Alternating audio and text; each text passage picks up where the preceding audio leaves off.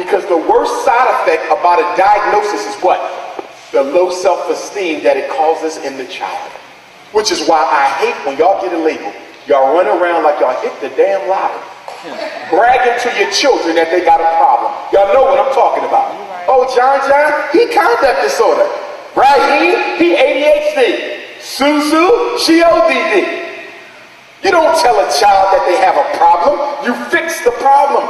But when you give me the label, they take ownership of it. And so now, since you told me I'm ADHD, I'm going to act just like it.